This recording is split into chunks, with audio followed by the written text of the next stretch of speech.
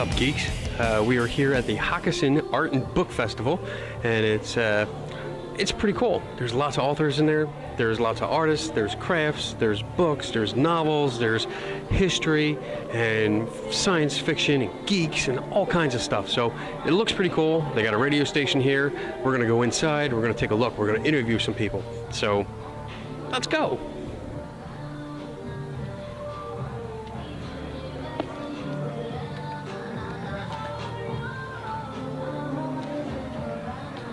Let's see what we got here. Oh, nice boots. There we go. That's what we got to look at. We're gonna go around here. We're gonna talk to all these people. We're gonna have some fun.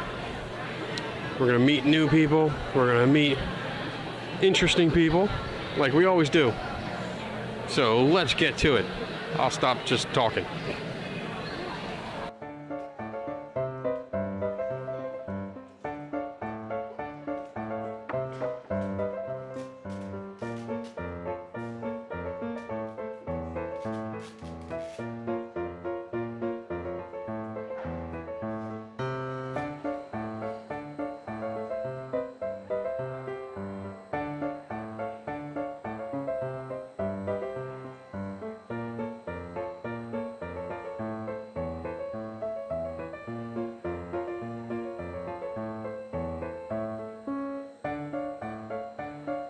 All right, so we're here at the Hockessin Book Fair, and we stopped to talk to Jack.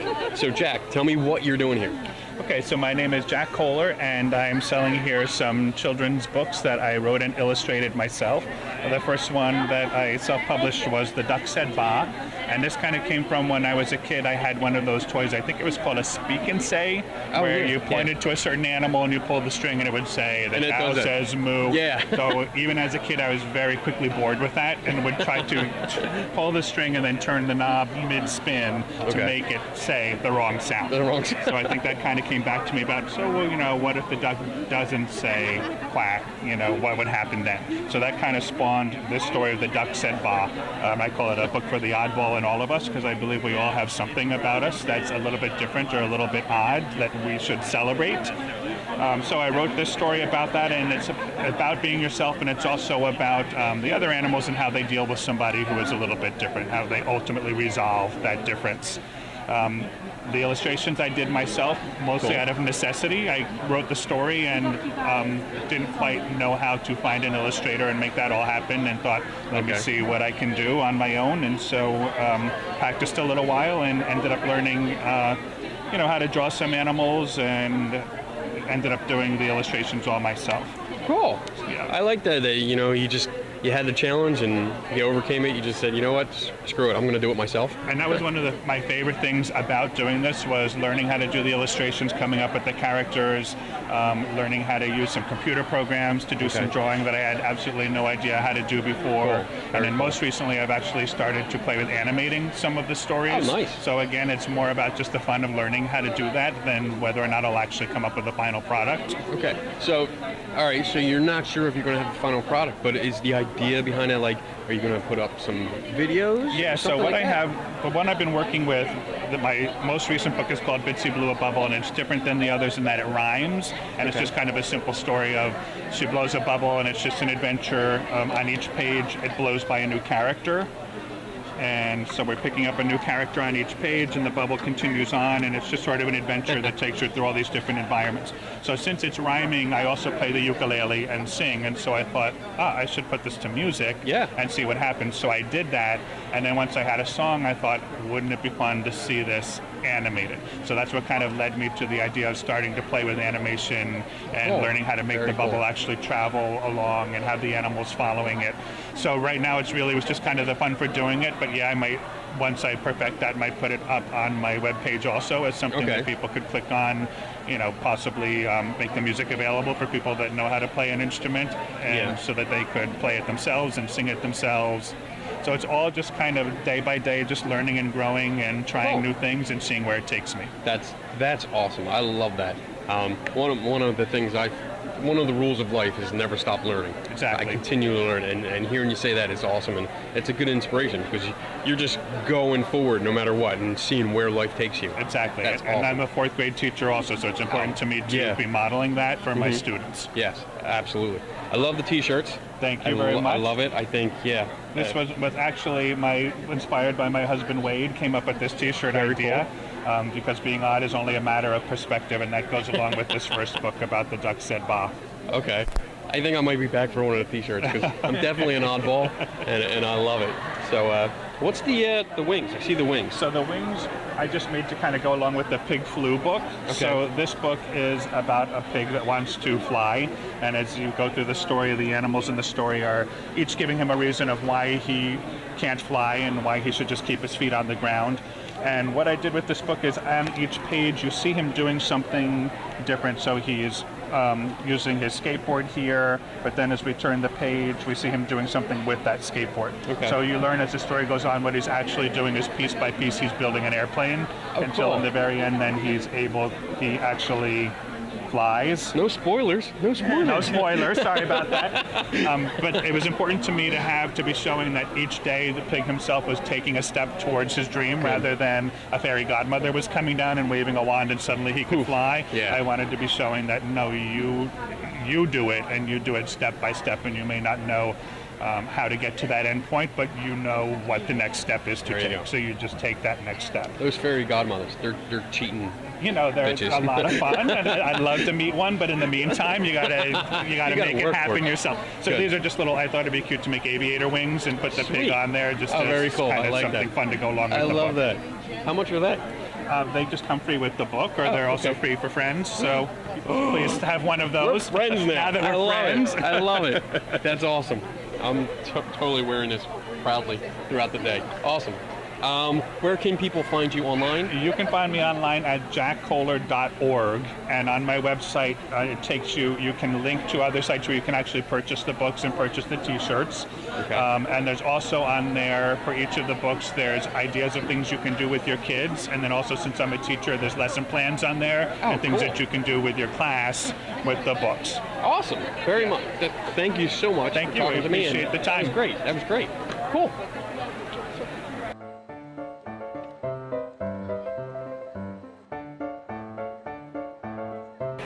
All right, I'm here with Brian, and he's going to tell us a little bit about The Unfinished Princess, which is his book.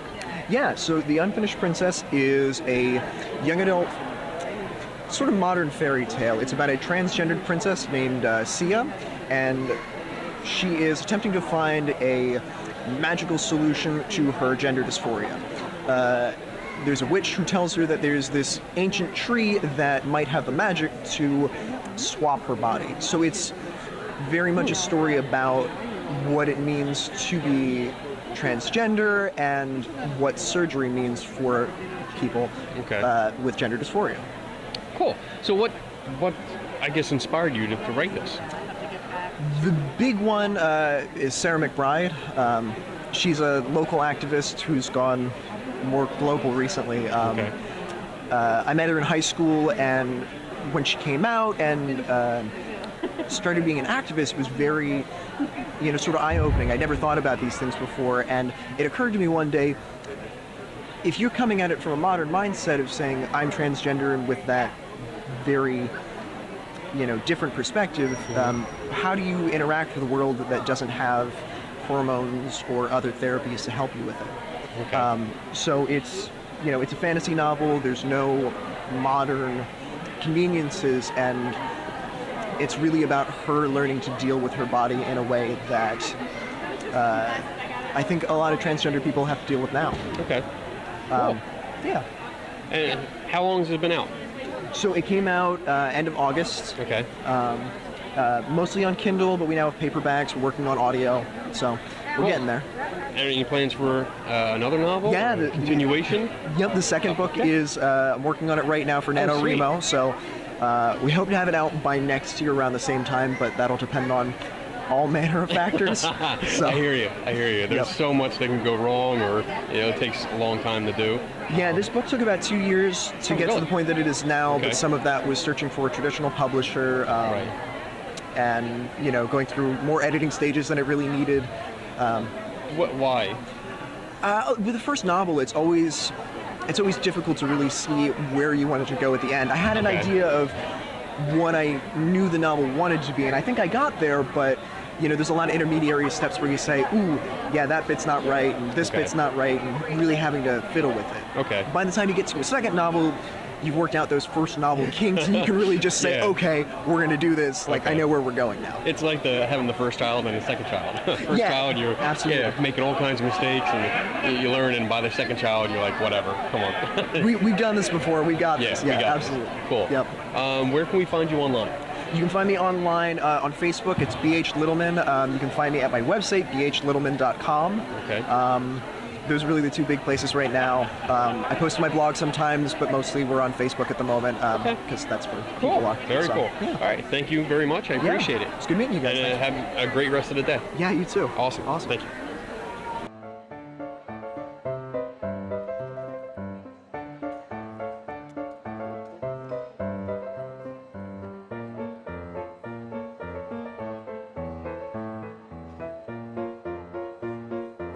Naj, and he's going to tell us a little bit about his work. He has a bunch of books here and t-shirts which look cool. I like them. But yeah, tell us what you're doing. Thank you, appreciate you. I'm not Nashi Grant. I'm a children's author from Philadelphia. Oh, sure. That's where we're from. Sure. Awesome. From Philadelphia, more specifically Lower Merion. Okay. Yeah. Right outside of Philadelphia. Yeah. I'm in Cheltenham, so we're neighbors. Yeah. We're neighbors. We're neighbors. Yeah. But yeah, I'm a children's author, and I've been writing books for the past 5 years now. Okay. Children's books primarily for kids kindergarten through 3rd grade. Oh, very cool. And what are some of the? These are all your books? These are all the books. Okay. And what's the newest one? Where Did My Dream Go? We published that in August of this year. What's that about? So it's a little girl who wakes up and she can't remember her dream.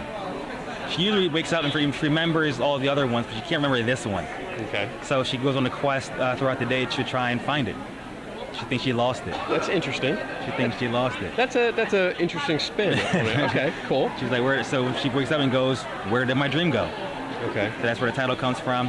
And with this book specifically, as you see, the title, the character is in a wheelchair. Okay. And the book is not about a kid with a disability. She just happens to have a disability. Okay. In the story, so we wanted to highlight kids who aren't normally portrayed in children's books. So obviously we have children of color in all of our books, and Where Did My Dream Go? And this one, she's in a wheelchair. Okay. To represent kids with disabilities. Yeah, the wide range of, because there's everybody. Everybody has different personalities and traits and all that stuff. So yeah, get everybody. Yeah, that's absolutely. cool. Yeah. And you have another book that actually caught my attention, the one about the cool smart kid. Yeah, the journey of the cool smart kid. And you see today I am a cool smart writer. You see that? I like that. I like you that. See that? But yeah, that book I wrote last summer. Okay. Last summer, and it's a short story about myself. When I was in high school, I was a failing student. Okay. I failed my 9th grade year. Oh. I was an F student, and I was written off from a lot of people. And had a conversation with my mom. And she said, do you want to be the cool, smart kid or the cool, dumb kid? You have to make up your mind of how you want to get through high school and the rest of your life, but you have to make up your mind who you want to be and what do you want to do with yourself. So I thought about that, and I'm like, I'm not dumb, right? I am cool. Yeah. I am smart. And so I wrote that short story to talk about how I thought about that, got myself together, started focusing on my education, graduated on time. Good. And again, that title just comes from my mom saying, cool smart kid, cool dumb kid. And it's just my journey as an author, cool. That story. And then like the title, the cover, again, this has a path where you can go left or you can go right. Right, and I had to make up my mind, do I want to be cool and smart, cool and dumb? I chose. And I had to make up my mind, so that's very cool story. Yeah, I like that. And then we have T-shirts associated with the book for kids and cool kids to say that they are cool, smart kids. And for me today, I am a cool, smart writer. Damn right. So you have 2 other books here, right? Yep. So then we have the Aaron series, Aaron's Adventures. Okay. I wrote this book 2 years ago, 2015. Science fair. I like that. Love science. So President Obama was an inspiration for me to really focus on what I want to do with my life. When he was running for president the first time was when I got it was my first time being able to vote. Okay. And I got wrapped up in the election, you know, hope and change and slogan. I got real caught up in that, and I never got to meet him, right? But I was very inspired by what he was able to do and accomplish. So I get to live through my character. That's awesome. So he gets to meet him at the White House Science Fair, and then when he returns back home, he gets inspired to run for office himself. Oh, okay.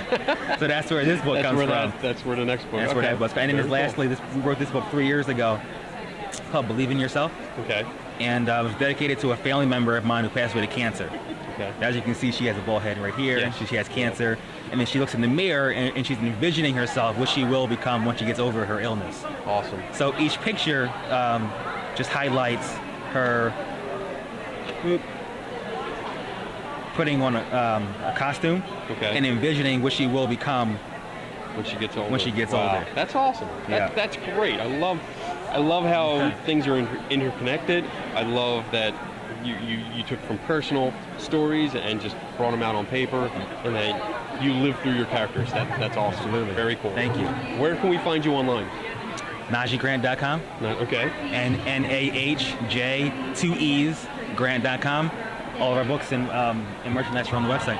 Awesome. Very cool. Very easy. All right. Thank you very much. Appreciate it. It was Thank you. a good interview. I love that. Best of luck to you. You too. Thank you you. too. Have a great day.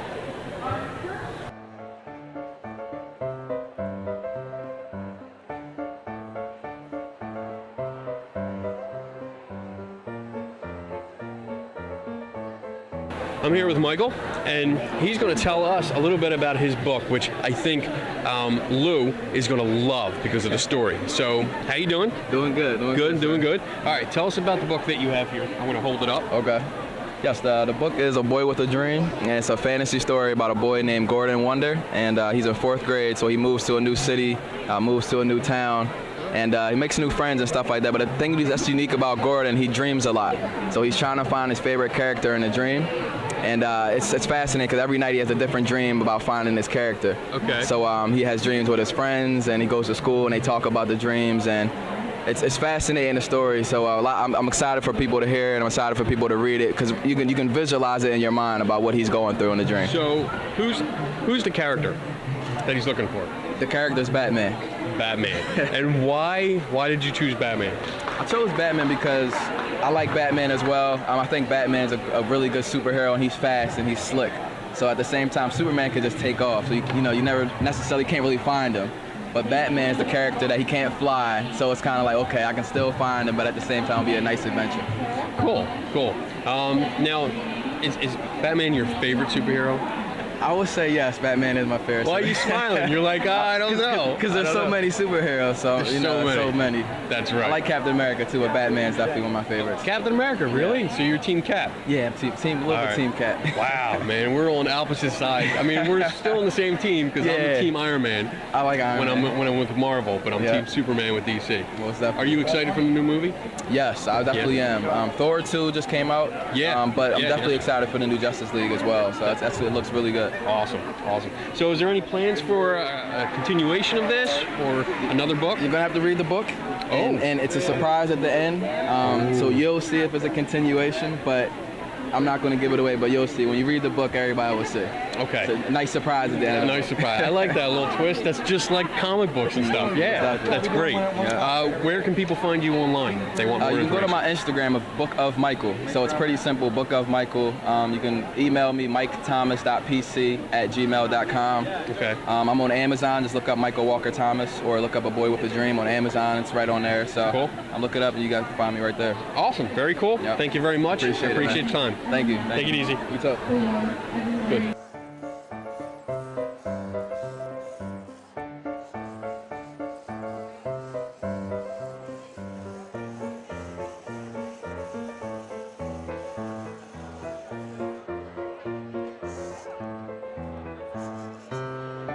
All right, I'm here with Bobby, and she's going to tell us a little bit about what she's doing here. What do you got? So I have my young adult that just came out actually at the end of July. Okay. It's Harry Potter meets fairy tales. The main character is a descendant of Beauty and the Beast. She finds out she can turn into a dragon and is sent off to school to learn how to be a dragon. And Nice. then somebody's trying to get rid of her. Uh-oh. It was a lot of fun to write. That's yeah. Now I'm intrigued. I want to find out who's trying to get rid of her. Okay, cool. And What else you got? I have Paranormal Romance. Lucy's Wolverine is the first, and Emily's Captive is the second. The first one, the main character is a writer. She finds out she finds a bartender naked in her backyard and shot. Okay. So she's trying I to think figure out we have talked to you before. Yeah. Yeah, we talked to you at Comic-Con. Mm-hmm. Yeah. Oh, So yeah. this is awesome. Second interview. Yeah. What? All right. What else? What else? Oh, and then I have my murder mysteries. The murder mysteries. We have Yep. medieval murder. Yep, the Baltimore Butcher is the first in the series. Okay. And in the first one, the victims are chopped up while they're alive. And the second one, it's death by medieval torture. Wow. Yeah. I would not get on your bad side because that sounds dangerous. Chopped up while you're alive and stuff like that. I Wow. was going through a divorce when I wrote the first that one. explains it. That totally justifies Yep. that thought. So how long have you been writing? Oh, a long time. A long time? Since I was in high school. Really? Wow. And I guess it's something that you enjoy Yes. and love to do. I do. Very It's cool. a nice escape. Yeah. Talking with the other authors, it's like everybody seems to live through their characters, and they get to experience things that they don't normally experience through the characters. That's an awesome feeling, isn't it? Well, I got to fly through the clouds and everything in that Yeah. one. So. Do you sit there when you're writing and like just close your eyes and imagine like actually flying? Sometimes. You do that? Yeah, I do that. And then people get asked dumb questions when I ask about football because I don't know anything about it. Okay. And there's wolf football in there. Okay. So, yeah. All right, that's cool. What's the deal with the cards? Oh, I was at an event and it's nice. And, Oh, you know, it's the way nice, it's set like up. centerpiece Yeah. kind of thing. So I liked it and kept That's it. cool. Very cool. All right, where can people find you online? Amazon. Amazon? Everything is available on Amazon. Everything is on Yep. Amazon. Definitely. I mean, every time we see this, I love this. I love paranormal stuff. Love it. And then I So- have the sequel written. I'm just working on the edits. Okay. What's that going to be called? Do you have a title? No, No? I keep going back and forth. That's probably one of the hardest things, right? Yeah, What to well, some call of it? them come to me easily, but some are. Some don't. Yeah. Okay. All right. Well, thank you very much. Again, it was great seeing you again, and have a great day. Yeah. Okay. Thank you.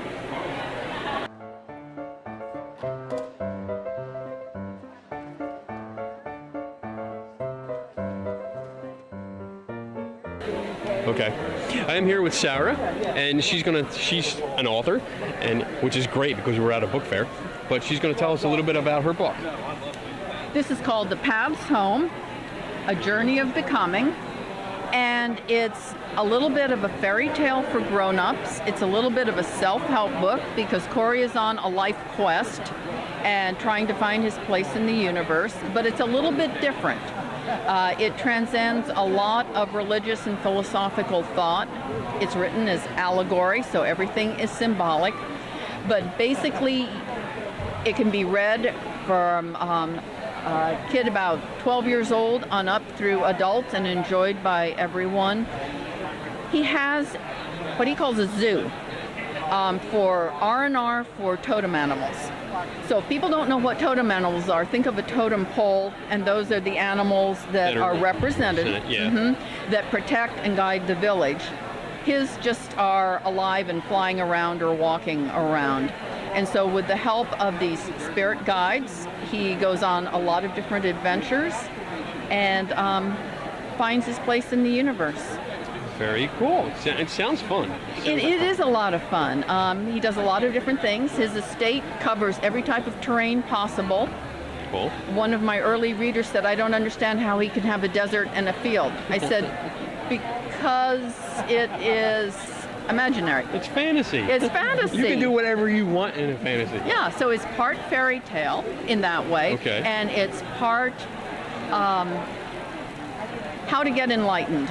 Okay. One man's way of getting enlightened. So it crosses Christianity, Buddhism, Taoism, just all sorts of different thought. There's a lot of Native American thought in here, Very cool. so it crosses a lot. How long did it take to write? It took me about a year, but I have a full-time job. I hear you. Yeah. I hear you. So I think a lot of the people in here have full-time jobs. yeah, a lot of mornings getting up at 4:30. Oh. That's yeah. okay. Yeah, that's early for me. Yeah. It's real early. But I'm glad it's out. Is there any plans for maybe a sequel? No plans for a sequel yet, but I am on my second novel. It's a little bit like that, but it's more about the patterns in our lives. But again, two people go off on walkabout. Cool. I like that. Yep. Very cool. All right. So where can people find you online if they want more information? You can find me at storygiverllc.com. Okay. So just all together, Storygiver LLC. Very cool. And Thank you you can find me on Amazon. Oh, cool. Amazon's good. Amazon's great. Good. Thank you very much. Thank you so I much. appreciate it.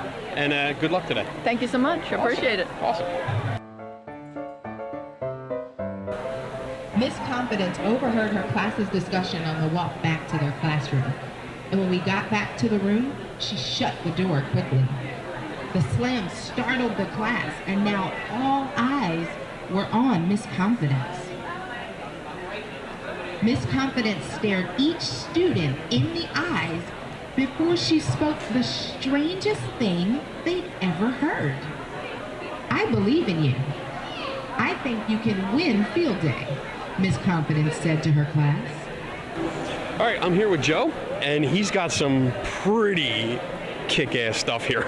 I love this stuff. Tell me, what do you have here?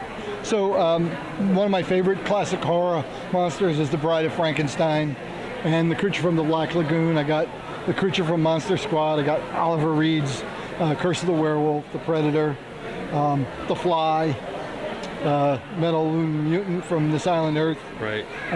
Some alien stuff there, Mummy and Mars Attacks. This is kind of my passion.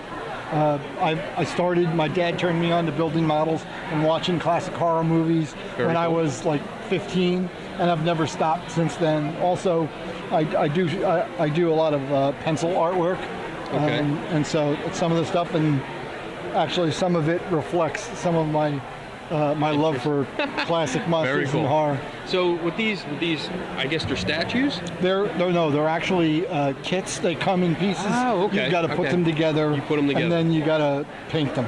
So you and in some hand- cases, yeah, like I'm in the process of doing a creature from the Black Lagoon right now. Oh, cool. Yeah, so I Check just that out, finished Lou. the lady that he's holding, and I'm kind of working on putting him all together. Okay. So once you get it, all these are models. You put them together, and then you hand paint And then everything. hand paint. I don't do any airbrushing. It's all hand brushed. Wow. I do have an airbrush at home.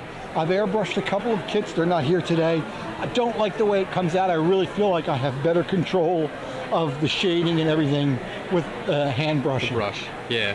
That's definitely old school. I love that. Yeah, it takes a little longer than yeah. airbrushing, but I can tell you it's way more rewarding for me. Very cool. Yeah, it's funny. I just put together a little PowerPoint presentation of the Curse of the Werewolf.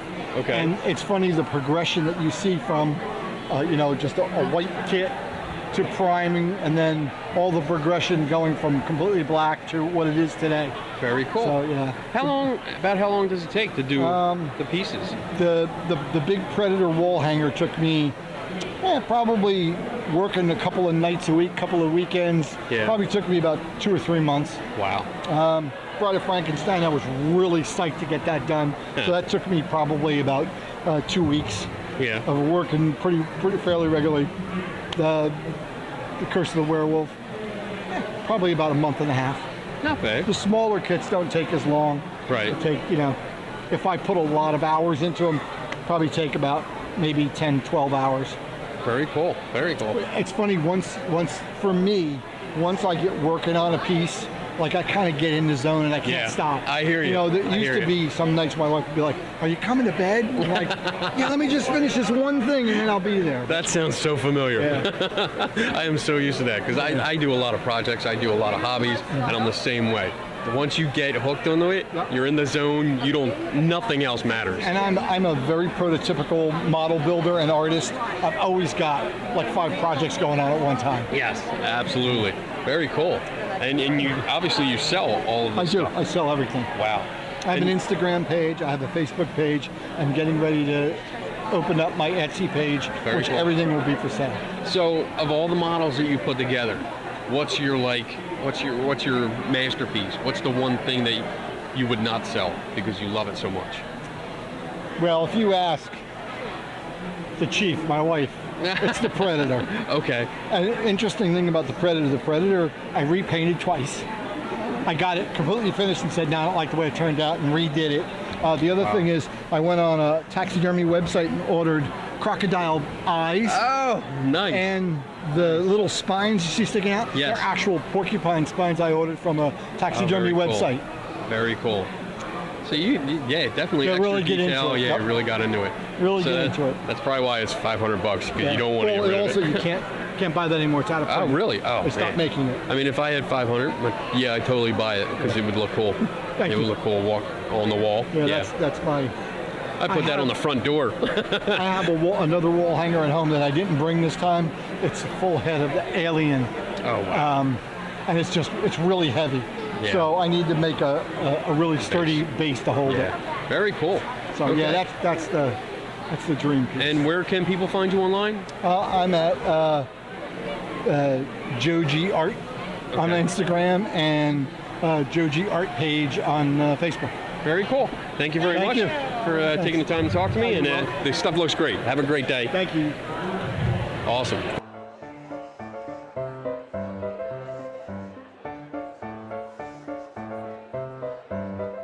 All right, I'm here with Carol, and she's going to tell us about some really cool artwork that she does. What do you got here? I have fused glass here. I've been doing for about 6 or 8 years. Okay. I went to Corning and took a couple of classes there and fell in love with the fused glassing. My husband would not have let me have one of those big glory holes to be in the basement, you know. So I had to find something that would work, and this seems like it's worked, and I've now bought my own kiln. Okay. So what's the process? Like, how do you make stuff like this? okay, well, first you have to have glass. That would be a good start. Yeah. And then you need a bunch of tools to be able to cut the glass and shape it into whatever designs you want to shape it into. Okay. Then you put it together. You can use glue. You can use hairspray. There's a product called glass tack that you can put down too. But anyway, it holds all your glass together so you can transport it from your workspace to your kiln. Okay. So then you put it in a kiln and you fire it up, which is very simplistic. Okay. But it has a controller on it, and you tell it how many steps you want it to go. The temperature, you want it to go 200 degrees and hold for an hour, and steps like that. And then it has to come down and be cool and cool off. And then you'll get some of the things that are here. And not everything is done at that point. You might have to put it on a mold.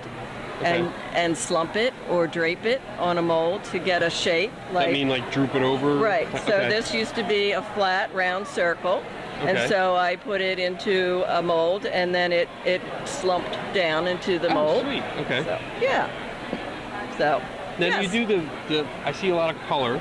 Mm-hmm. Do you paint them after it's done, or do you add dyes? No, you mostly use, this particular piece right here is silk screened, and it's done, the black is done with enamel, and the enamel is glass. Very cool. It's a type of glass paint, enamel. Okay. Some of it is powder. This color is just glass that you put on there, and it melts back down. What about something like this? Are these pieces put on Excuse me. during the process or after the process, or are they glued? They're not glued. They're all fired, and they're all melted. So you can do a full fuse, which would get something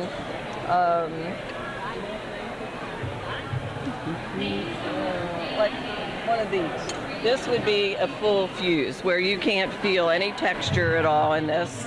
Okay, cool. It all melted in there together. Okay. So then you can do a tack fuse or a contour fuse, and it all depends on how hot you make the temperature. Okay, cool. And how How long does it take for like a piece like this? How long does it take to make it?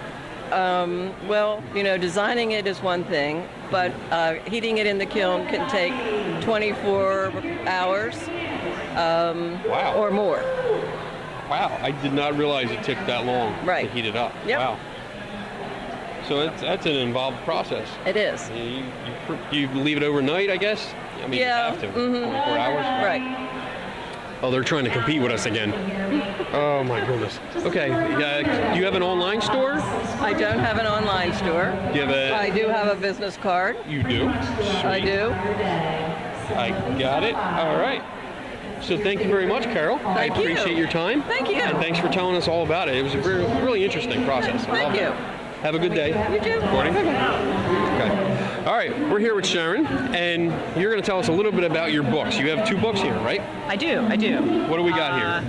My first novel, called Between the Notes, is a young adult novel, contemporary. It's about a girl whose family loses their home, and they have to move to sort of wrong side of the tracks, and she has to adjust, and she tries to keep a secret from her friends, and she's a musician as well, so she looks to her music as a way to deal with all the changes happening in her life. Okay. So, yeah, dealing with a big change. 'Cause Yeah. moving to a different, I guess, environment Yeah.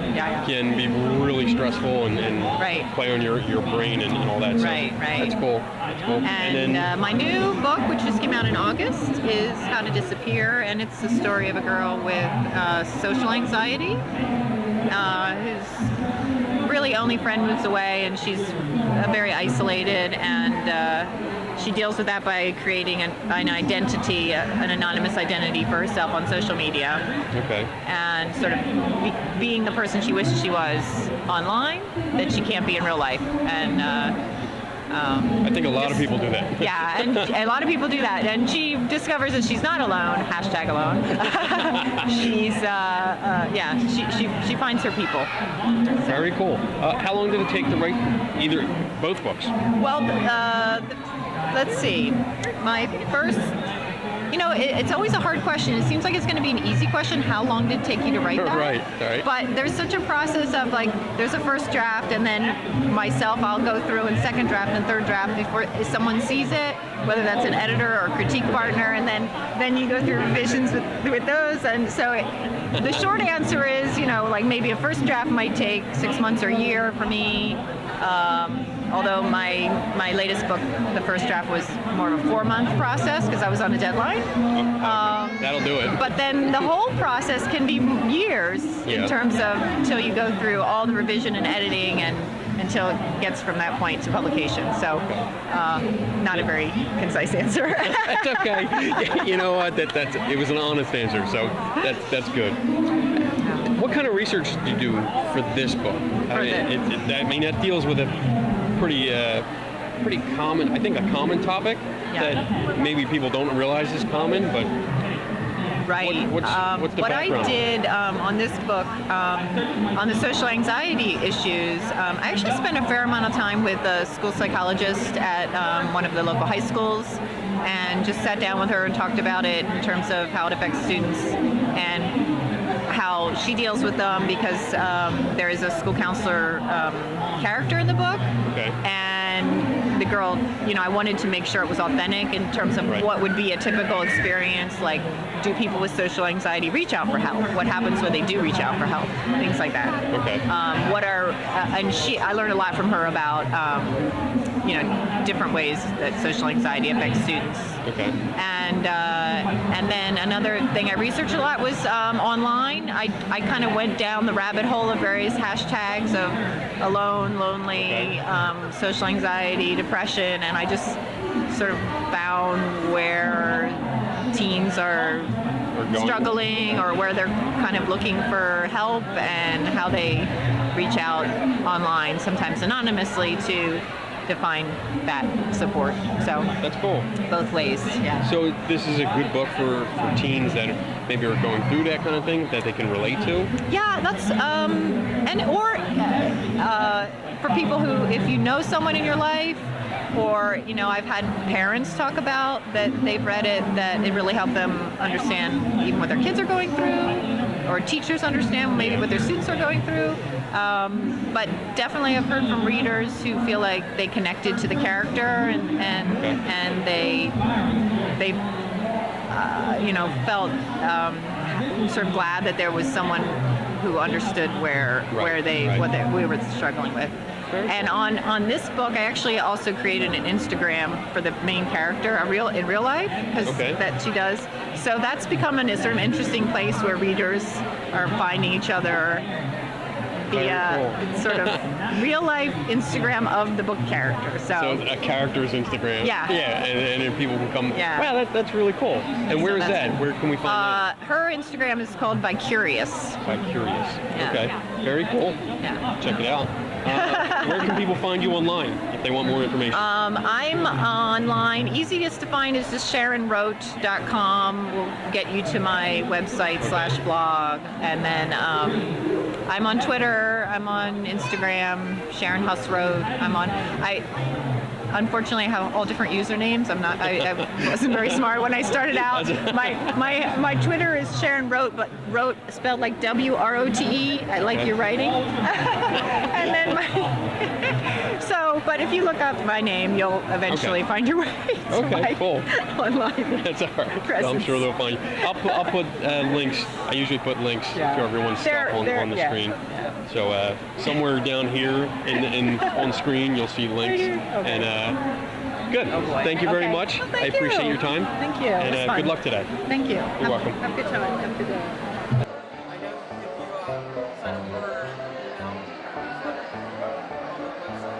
All right, I'm here with Frida Camille. Frida Camille. Yes. I like that. That's like that rolls off. Frida Camille. Yeah. We're here with Frida Camille. And she's an author, right? Yes. You're an author? Yes. And she's gonna tell us a little bit about herself. I'm not gonna tell us because I don't know yet. All right. So go ahead. You want me to hold it or not? Okay. No, Do you want to hold it? No, it's I a won't hold it. lightsaber, so Okay. you gotta be careful. Okay. No, you hold it. But if you want to hold it, I'll let you. No, you hold it. Okay, I'm gonna hold it. All right. So what do you got? Okay, we have The Storm Calls My Faith. This is an inspirational poetry book. This is the first book that I've written. This book was written in response to the death of my mother when I was 23 years old. She died on the day of my housewarming party. Oh. So I caught myself, being grown and ready to move out and, being a woman and just thinking that I was going to be able to just have my freedom. But that particular day that I had my housewarming party was the day that she died. So we really didn't have the opportunity to have the housewarming party. Okay. So my way of getting through her death was by journaling. So that I journaled my way through the healing process through writing poetry, because I've been writing poetry ever since I was like 11 years old. Wow. Yeah, so that got me through, and one day God just said, I'm going to take over your pen, and it all became spirit-led, and this is what we got, was The Storms Caused My Faith. Cool. I mean, it's a heartwarming story. Yeah. I'm sorry for your loss. Thank you. But it's good that you had something to help you get through. Yes. And keep going and focus on. That's great. Yes. That's great. So that was 19 years later. Okay. 19 years ago, I'm sorry. 19 years ago. So after that, I went through another situation. I was married, and then I got divorced, and in between that time of being married and divorced, then I found myself, in a relationship, not in a relationship, and then I came to having to hold a journey through life and love. But I ended up changing that to a journey through life towards self-love, because before you can find yourself in a relationship with anyone, you first have to find a relationship with yourself. So you have to become whole before you step into that next relationship. Right. You gotta love yourself before Yes, you do definitely have to anything love yourself before you can love anything, before you can do anything. I love myself. Yes. I do. I'm totally in love with myself. Yes. Sometimes too much. Well, My that's wife a good says thing. so. Well, that's a good thing. So then on that journey, when I was a little girl, when I was 6 years old, somewhere between 6 and 7, I was molested as a child. So from that experience, I had a lot of rough bringing up, coming up. I dealt with self-hate. I dealt with low self-esteem. I dealt with some different issues. I was bullied. I became the bully. I was a teenage mom. And I had to find myself in the sense of, I ended up writing The Key Is Me. So The Key Is Me is an inspirational children's book that now I find in myself of being that person that I needed when I was younger. Okay. And now I'm like speaking life into the old me, the younger me, as I deal with children that I come in contact with, because I am a pediatric nurse. So being a pediatric nurse, I'm dealing with a lot of different people's children, you know, and I try to be a positive role model for them as well as my own kids. Anybody that I come in contact with, I try to speak life into them. So The Key Is Me is an inspirational children's story. It's a short story, but it's enough and it has enough weight and power that kids can know that they are important. It is important for them to love themselves early, young, and it doesn't matter. Like, it doesn't matter if you're 5, you're still an important person. It doesn't matter if you're 7, you're an important person. Even if you're 10, 12, you're important, and you should have a voice. You should be able to speak up for yourself and to fight against bullying, to fight against, you know, any negativity. Because if you can be positive young at a younger age, then you can then stand up and be a leader to your peers. Very nice. Yes. Very well said. Okay. I like So, that. Yeah. So it seems, I mean, you obviously have been writing from the heart, because these are personal experiences that you went through. Yes. So are these books good for people that are going through similar situations to Yes. relate to? Yes. Similar situations, and what I find even when I go through different situations, any difficult situation, I can pick up my book no matter what it is that I'm going through and read a poem or read a story. I can pick up The Key Is Me even as an adult and say, you know what, this is helping me today. Right. Yeah, you can pick it up at any time, no matter what it is that you're going through. It doesn't have to be death. You could just be having a bad day and pick up and read a poem, and it can be something that's going to inspire you or encourage you for whatever it is that you're going Very through. cool. Very cool. So if people want to get in touch with you and find out more about the book or order the book, can they find you online? You can find me online, FridaCamille.com. They can find me on all the social media platforms as author Frida Camille. Yes. Okay, good. Thank you. Frida Camille. I'm going to say that all day now. I'm just going to be walking down the aisle going, Frida Camille. My Frida mother Camille. and father gave me that name, so Frida Camille it is. There you go. Thank you very much. Thank you. It I was a appreciate pleasure. your time. Thank you. And good luck today. Thank you. Thank you. You're welcome. All right.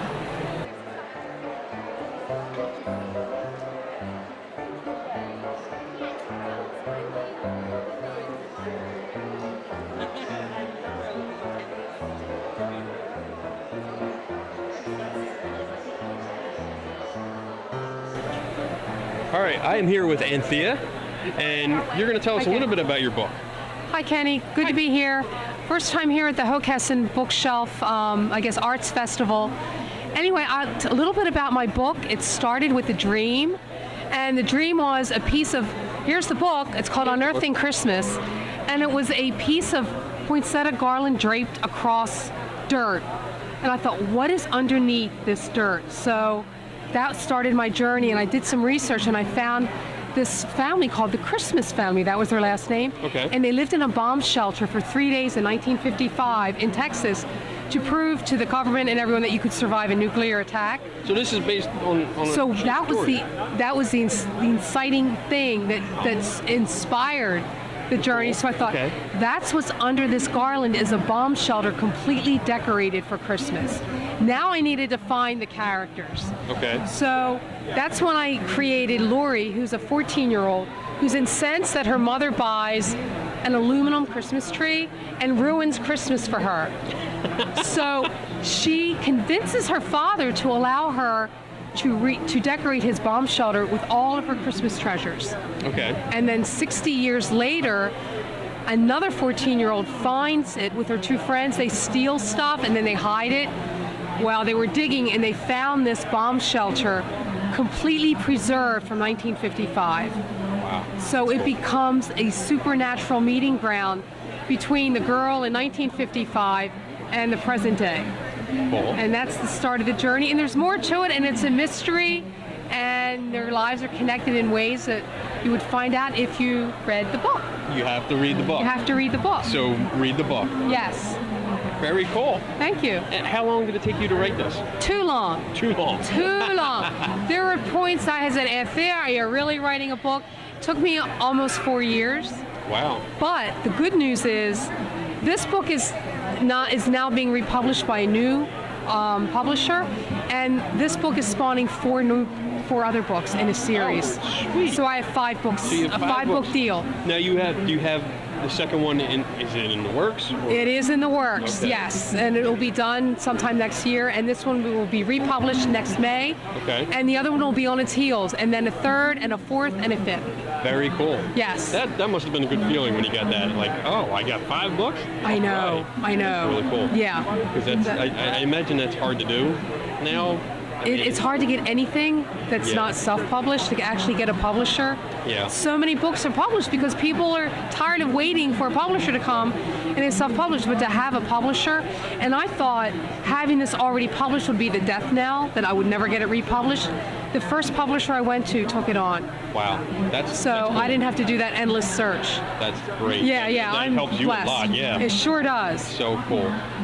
So if people want to find out more about you, where can they find you online? They can find me. I have a Facebook page that has an author page, and I also have a website called, it's under my my LLC called St. Martin Productions, because I am also developing a documentary and some other works, because I work in film as well. A documentary on what? A blind couple raising their own sighted twins. Their own. They're twins. That have sight. Yes, and they are both legally blind. Wow. Yes. That's interesting. It is interesting. And the twins are a boy and a girl, which is a good thing, because if they were identical, that would have been really confusing. Yeah. So, yeah. I feel bad laughing. I know. You should so meet cool. you should meet the couple. They are very funny. When I first cool. met the father, I knocked on the door and he said, "We have a policy. You wake them, you take them." That was the first thing out of his mouth. I thought, "Oh, this is going to be fun." Okay. Yeah. Very cool. And when can we expect that else? We're hoping that will be done by 2018. It's all the footage is done and it's now being edited. Oh, good. Yes. Good. Very cool. So we're going to hopefully go to Sundance with it next year. Awesome. Yeah. It'll be really cool. Yeah. Yeah. All right. Cool. Thank you very much. Kenny. I appreciate it. Great and, meeting you. Have a great day. Thank you. You're welcome. Take care.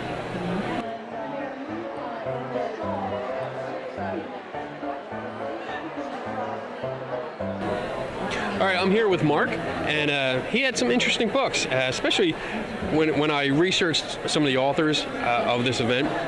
This stood out because of the amusement park, and apparently you researched this amusement park that you went to and found like foundations for rides and stuff that are no longer there. Right. Tell me about that. Well, back in the 1980s, I stumbled across the location of the amusement park and saw some of the foundations, and I wanted to read the book about it, but the book didn't exist. So I started collecting photos and information and reading microfilm and interviewing a few dozen people that remembered the place. And I ended up writing the book in a paperback back in the 90s and made a hardback more recently. And then just after I made the hardback book, I got more information from a family that ran some of the rides down there and had to make an extra chapter called the Friedman Family Story, Sam's Letter. Oh, cool. And how long has this taken? I've been working on this since the mid-1980s. Okay, so a long time. Yes, and my wife Mary Lou and I started the Friends of the Park group, and we make signs and kill poison ivy and plant flowers and clean the trails and things like that. Okay. So is this amusement park still in operation? It's a county park just down the road at Falkland Road and Newport Gap Pike. Okay. And there's more than 30 signs down in the woods saying the carousel was here, the roller coaster was there, the fun house was here. The county is presently restoring the small pond or lake that's there. They're going to put a bridge over the spillway, and there'll be a walking pond around the lake. Oh, cool. They've already put new bridges onto the small islands so that they can cut the lawns on the islands and maybe get some benches or tables out there. Very cool. And I guess, is it just the foundations that are left?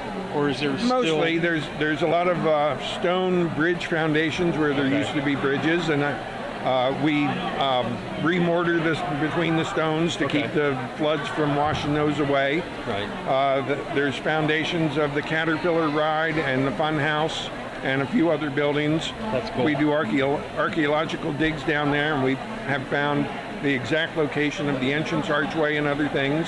Okay. Have you ever found like little artifacts and stuff? Oh, many little things. Here's a few in front of us. Oh, these are actually from the park. This is a target from a bird-shaped target from the shooting gallery. Cool. This is a light off of the entrance archway. One of the steel rings from the brass ring game at the merry-go-round.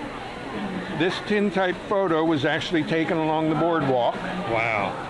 And this small spike is from the miniature railway. That is really cool. I love old tintypes. And was this found, or is this something that was donated? Those were found in the park. This was donated by a friend. And this was but it's actually a photo printed on a piece of tin. Yes, yeah. Wow, so they would last. They last forever. I mean, I still find them once in a while when I research like histories of churches or historical societies. You find boxes and boxes of these. Sure. And people pay top dollar for them, but they're awesome. I would never sell them. I mean, no. I would buy them, but I would never sell them. Right. Very cool. Do you have any plans for anything else? Is there more information maybe coming out, or? There's always more information. Another researcher named Tom Gears recently came up with the lost movies of Brandywine Springs, and he's going to be putting out a documentary DVD on that within the next year or two. Oh, cool. These are they're 1903 films. Wow. Black and white, 1 minute long films, about 7 or 8 of them, that were taken in the amusement park. And of course, all those old films have disintegrated, except Thomas Edison was paranoid about copyrights. And he wanted to copyright the moving pictures, but there was no such thing as a moving picture. So he copyrighted them as every single frame, and he printed out a paper print of every single frame, and somebody later found those and put them back together into a movie again. That is awesome. I love that. So we have that coming up, and also we're getting a lot of new photos because of the digitizing of newspapers with newspapers.com. Okay. As they digitize more and more newspapers in the next few years, you'll be able to simply Google in the words Brandywine Springs, and if those words are in the San Francisco Inquirer, it pops up. It'll pop up, and we're getting we're constantly getting. We have a few dozen new photos that are not in either of the books. Wow, that's cool. And more photos coming along all the time. Awesome. That's really cool. It sounds like a great project. If people want to find your book or buy your book, where can they find you online? On BrandywineSpringsBook.com. Okay. Or it's at some local stores. Okay. Very cool. Hockessin Bookshelf. Thank you for your time. Okay. Thank you. I appreciate it. And great. That was great. I love the history. And come down and see the park. Oh yeah, definitely. Okay. All right. So have a good day. You too. All right. Temporary position. Like I get a real upstanding guy that way, Grace Ann said. Kate shot her a sympathetic smile. Face it, you'll have to tell your family you lied. Bing Crosby's I'll Be Home for Christmas flowed from the jukebox, mocking Grace Ann. All right, I am here with Mary Ellen, and tell me about your work. I write what's called cozy mysteries. Cozy mysteries. Cozy mysteries. I like that. They're murder mysteries, or if not a murder, at least something like a murder, a disappearance. And they're called cozy mysteries because there's not a lot of blood and violence. It's usually a small group of people. If you think of your Agatha Christie type mysteries. Okay. So there's a mystery and there's a group of people, and you're going to play along as you read the mystery and try to solve whodunit. So that's nice. I like it. Playing along while you're reading the book, trying to figure it out. Okay. That's right. And what do we got? We have. This is the first one. That's the first one. This is Darcy Malone, who has disappeared, and we have to find her. Darcy. And this is the second one with What Killed Rosie. Uh-oh. It's the same detective. Okay. This is her first adventure. This is her second adventure. Okay. And cruising to death, she goes on a cruise, and lo and behold, someone goes missing. Oh. And that's her third adventure. It's like everywhere she goes. Yeah, something happens. Something happens. Somebody's missing, somebody dies. That's right. She's bad luck. Cool. So it's a lot of fun. Good. Any plans for a fourth book? Oh, yes, next year. Oh, good. Murder on the Brandywine. Ooh, we already have it. title. That's great. That's right. Awesome. Coming up next year. And where can people find you online if they want to order books? Amazon. Amazon? I'm on Amazon. Good. Yep. I'm going to steal, is this one of yours? Yes, cards? that's I'm a going to steal one of your, Oh, please, bookmarks. help yourself. Yes, very cool. And I'm going to head on down the line, see who's next. Yes. Thank you so much. Thank you. All right, who do we got next? This is Jim DeLuzio, and I am the author of Passion Tide. Passion Tide. Which is my first book. It's a story about a young priest, Catholic parish. It's set in 2005, goes to 2006. Okay. A lot of stuff happening in society at the time. The war in Iraq is going on. It's having impacts on the home front. Okay. It's a story about fidelity, betrayal, forgiveness, redemption. Talks about maybe having married Catholic priest and perhaps women as clergy. Oh, there we go. Touchy subjects. And this is it's a kind of Elmer Gantry story for the 21st century. Okay. But in the Catholic setting. Okay. Very interesting. It's available at Dorrance Publishing. Okay. And also on Amazon. Good. And it's an ebook as well as a book in print. I prefer books in print. Okay. I'm just old school. I have one of those Kindles, and I have 300 or 400 books on it.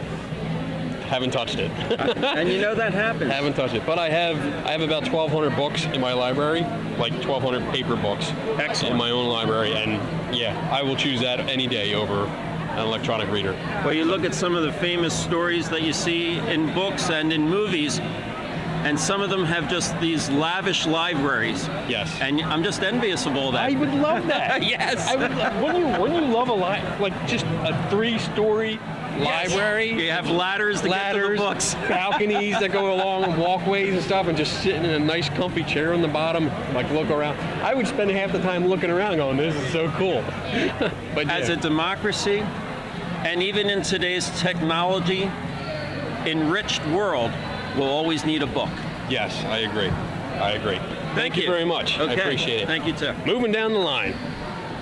We got Ed. That's right. What's up, Ed? Ed we talked to you last year, right? 2 years ago. 2 I years think. ago? Maybe last year. Maybe last. Yeah. Last year was the first year I think we went. Okay. All I right. think. Yeah.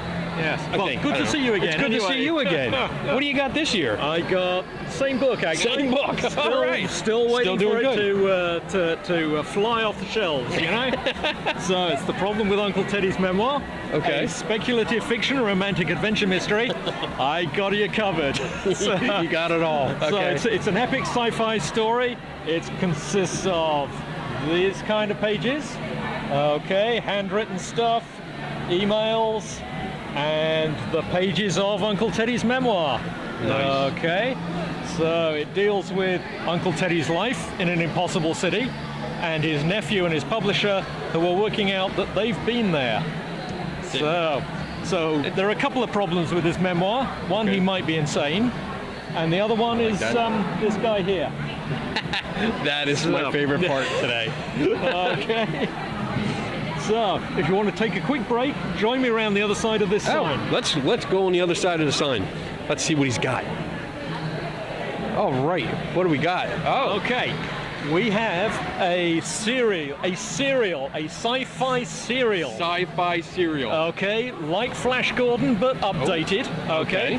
The main character is Jim Abel, and he's going from planet to planet, and part of his job is to pay first contact fees.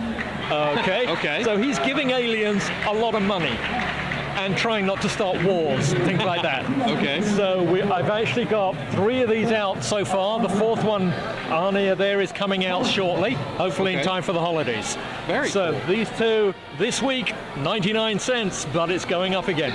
So they're only on Kindle at the moment. Okay. Okay, so that's how I'm sort of doing it. They're Kindle easy, short reads. Sure. Okay. And eventually I'll put them out on in a book form as well. Good. All Good. right. I like the sound of that.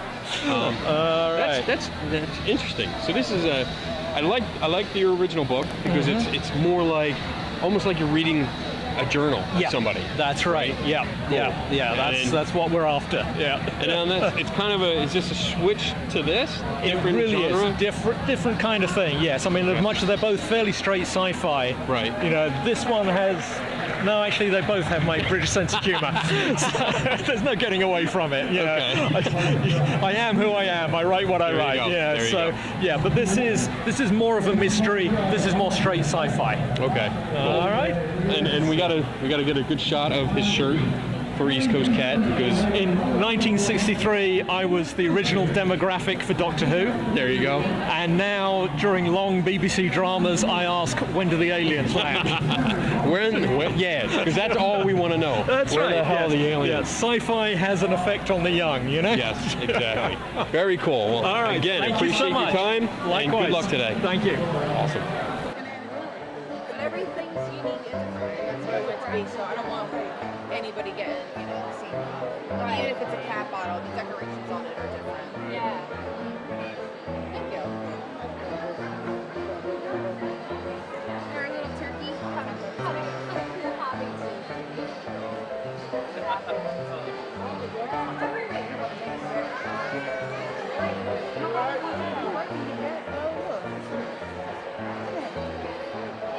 Oh, you're welcome. Thank you. Here, you can take a card.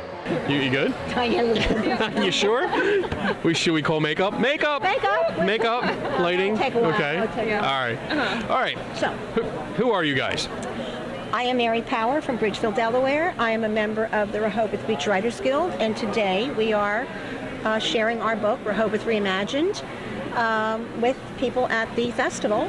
And I'm Crystal Heidel, and I have a short story in here as well. And I'm also a member of the Rehoboth Beach Writers Guild. Okay. So is this book a collection of stories from different writers? Yes, it is. Juried. So you had to submit.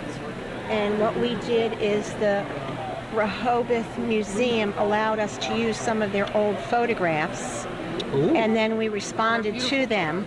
Oh. So they're all at the end of the turn of the century. And then authors chose them. Oh, I'm sorry, to write about. Very cool. So was that all right? So the authors got a photograph and they based a story off of that. Exactly. Oh, that's so cool. This is the man with the crab net, and the year was 1897. So I turned it into a story about Cuba and the waters and the explosion. Wow. So I chose the background Okay. to focus on, and Crystal's being very, she did the design cover. Okay. She did the design cover. Okay. So her story is very different than mine. Yeah. What's your story about? Mine is actually, it's the Falmouth wreck, and it was a ship that was wrecked on the beach, and I just took it and I went in a completely science fiction fantasy genre, based on a witch who has been alive for centuries. So she's kind of got some witchy stuff going on, buried her Witchy stuff. ex-lover The witch in the has bottom witchy of the stuff. ocean. Yeah. So, but yeah, it was interesting to see all these old photographs and then, let your mind just race with ideas and where everything goes. That's really cool. I like that. Just one photograph was the inspiration for a story, and because you don't know the history of them. They're just photographs from the 19th century. We were told, though, that they're real people. And one of the things that we were asked not to do was not to treat these pictures poorly because they are, family could be alive. Right. And so it brought me to the photograph instead of the other way around. Yes. And I felt a responsibility to do a good job for that picture because there was somebody still living that might be related to them. So I enjoyed, the whole aspect of it. And this is our first book. First anthology. The first anthology. And we do classes. We do workshops. She just did a workshop in design. On design. And we have free writes. As you said, they're weekly, probably 5 times a week, and we just get together and write for 5 minutes and then read our stuff if we want to, and if not, we just keep it to ourselves. Very cool. Yeah, I think this is excellent. We offer education, encouragement, nurturing community who care and value words. And do you have like critiques as everybody's reading? Do you critique each other? Not during the free writes. That's just mainly to get yourself going, to get the creativity flowing. We do have a private group on if you're a member, you can go on Facebook and you can critique with people there. Okay. So very cool. And there are some live body groups floating around that were part of this and then sort of, okay, we four can get together and do a critique. Okay. But the free write is just doing it, and Just there's do no it. punctuation. Just There's doing it. you don't even have to spell. You just have to do it, and it's a lot of fun, and it really creates the mood in order to be ready to write, because Very cool. you're calling the muse to you, I think, Okay. in a free write. And where can we find you guys online? Rehoboth Beach Beach Writers Guild.com. Okay. And then we're on Facebook at the same name. Sweet. Yeah. All right. Well, And thank you may very have- much. You may have a postcard if you buy. Yeah. I'm going to take a postcard. Thank you. Would you like a book? I would like a book. I would like a book. You may have a book. I can have a book. I love books. I know you do. I love, love, love books. Well, you're going to have a lot of fun reading. Okay, you're in here, so why can't I find myself? Where am I? Where are you? 41. Thank you. How did you know that? Right before 42, which is the answer to everything. Pretty much. Awesome. All right. This is so cool. Now, you two are going to have to share, We're going to share. okay? Yeah. Who is he? That's my son behind the camera. I read about you guys online, and I knew you were going to be floating around here. Yes, we were floating around. Yes. Very, very cool. Thank you. Check that out. Fine father. Nice, yeah. My book. Enjoy, yeah. I'll let you Now, borrow it. share, you share. Very cool. Thank you very much. Thank I you. appreciate it. Thank you. And good luck today. Thank you. Thank you. I'm not going to try and stand up without groaning. All right, you're okay. Got it.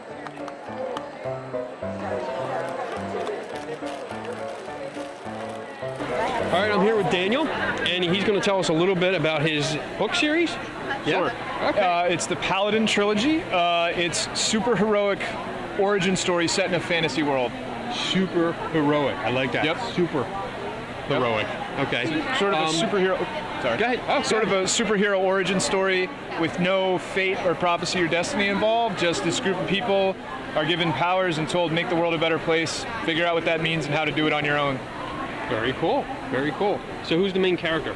The main character is named Alistair Coldborn, and at the beginning of the book, he is kind of a landless knight in exile, and he is the paladin of the title. Okay. So he is going to become a paladin fairly early in the first book. Okay. And it goes into the second book. What's the first book? The first book is called Ordination.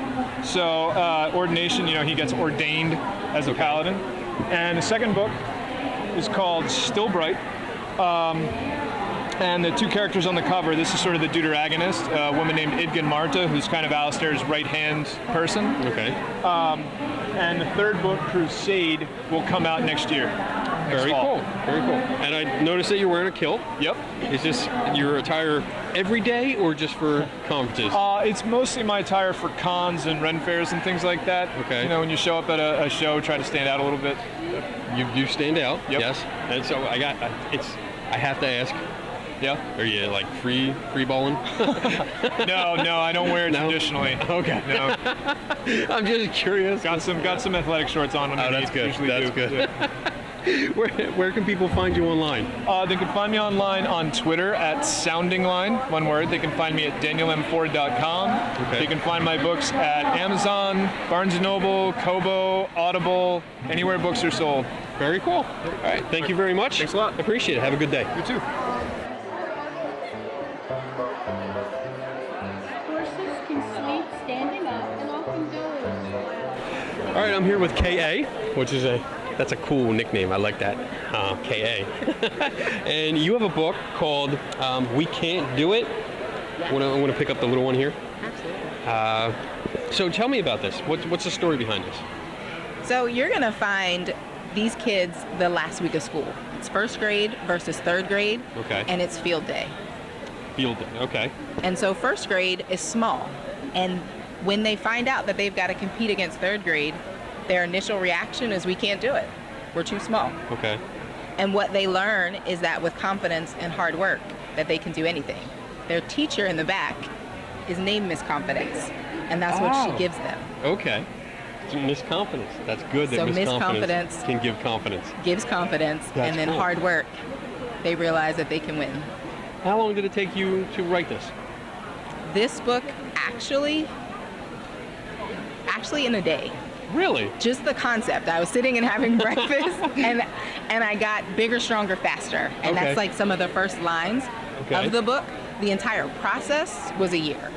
Wow. So to go okay. through back All right, and there we forth go. with illustrating it, yeah, it's I not. was gonna say, that's the shortest answer I've gotten today and last year. A day. That's beautiful. I We love do that. speed writing over here. No, great. it's just, for me, writing is like a process. So you make it a phrase or you make it an idea, Okay. and you kind of work on it, and you write what you get, and then you keep adding to it, almost like a recipe. Right. And so so I got bigger, stronger, faster. Very And I was cool. writing that, and that's what third grade was. They were bigger, they were stronger, they were faster. Yes. And first grade was little and weak. Little, weak, and slow. and slow. Okay. But you kind of keep developing that Okay. and developing what do the characters look like and what do they sound like. And so that process is a lot longer. Did so the idea just pop into your head, or is this inspired by something? that idea did. I've been writing for a really long time. Probably ever since I was reading, I was also writing. Oh, really? Yeah. Nice. So I have lots of books kind of tucked away, ready to send to Ready to publishing go. houses. But I also get to work with kids a lot. Oh, so really? at church, I Okay. help and teach, and you hear that, and you see kids kind of like stumble when they come against an obstacle, and Yeah. they pull back. And this is kind of like a book to encourage them to like lean in. So it's like, I want you to lean in when it seems difficult because you Very can cool. do it. Good. Yeah, you can do it. You can do anything. I mean, I tell him that. I tell everybody, you can do it. Yeah. You just got to put your mind to it and keep doing it. You fail, get back up, do it again. Yeah. Until you do it. Yeah. So, very cool. Where can people find you online if they want more information? You can find me on Facebook. You can find me on email. You can find me on Twitter. Soon on Instagram. It's K.A. Steve. K.A. K.A. Very cool. Thank you for your time. Thank I you appreciate it. so much. And good luck today. Thank you. Awesome. Great to meet Very you. good. Very good.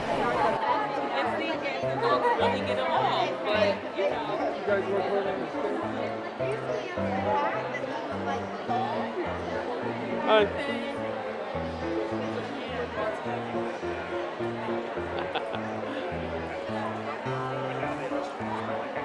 Okay. Should you open the book?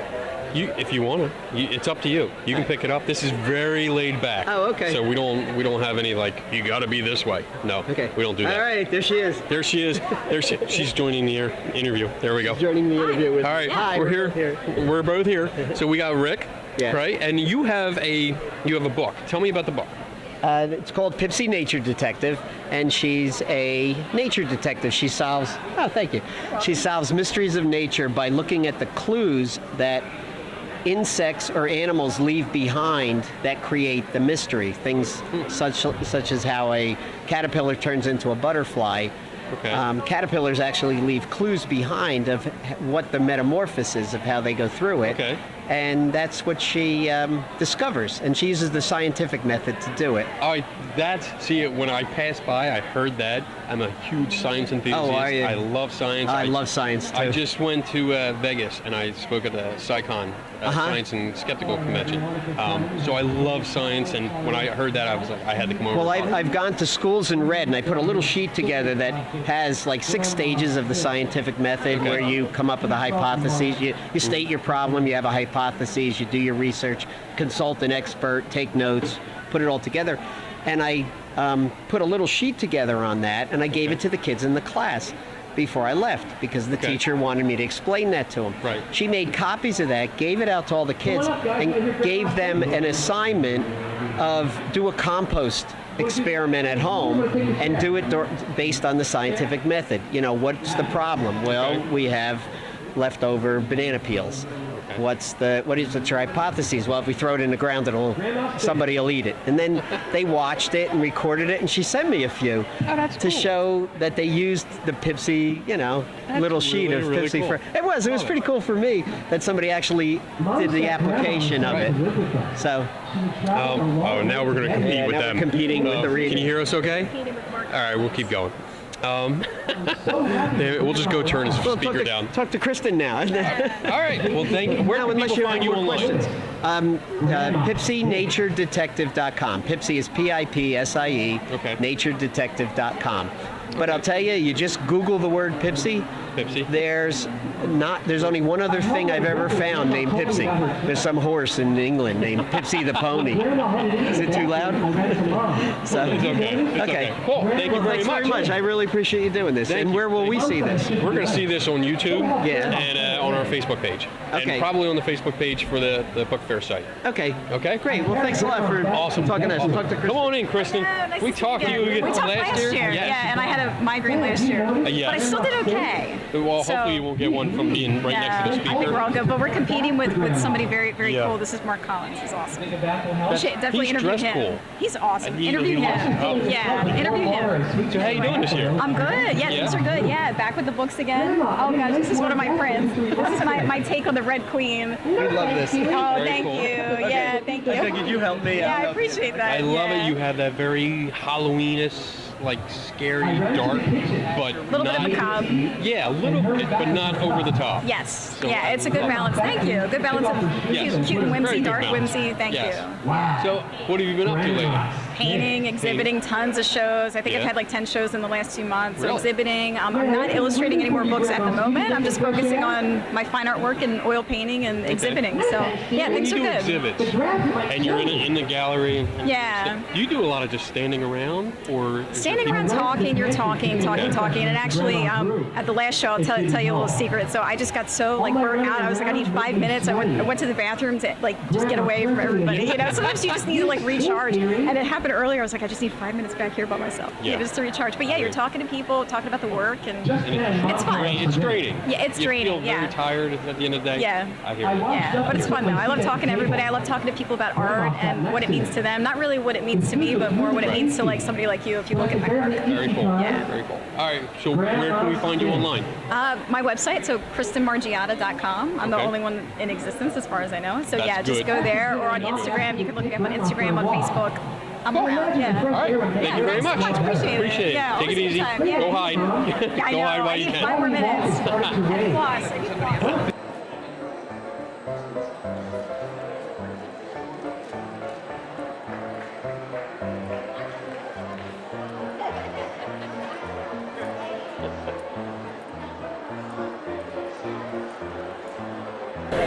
All right, I'm here with Dr. Lee Anderson, and you put out this awesome-looking book called Reading the Stones. So can you tell me about this? Yes, I self-published that book in 2005. You might think it's an old book, but it's current because it's about a cemetery.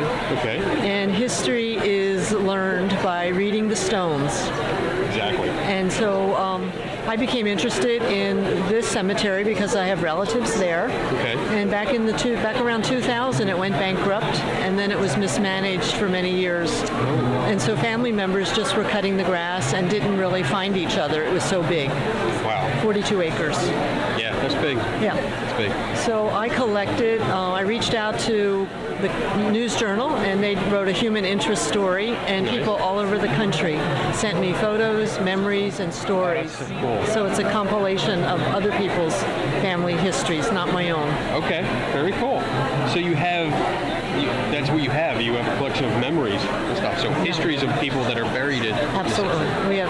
Wow. Are there any that stand out, like that story just really touched you? Well, from this book, absolutely. There was a man named James Logue that's buried at Riverview, and the family member that told me about him told me that he had the opportunity to build Rockford Tower, okay, because he had the business of hauling the stones. And when I was a child, I would go sledding at Rockford Tower in Wilmington.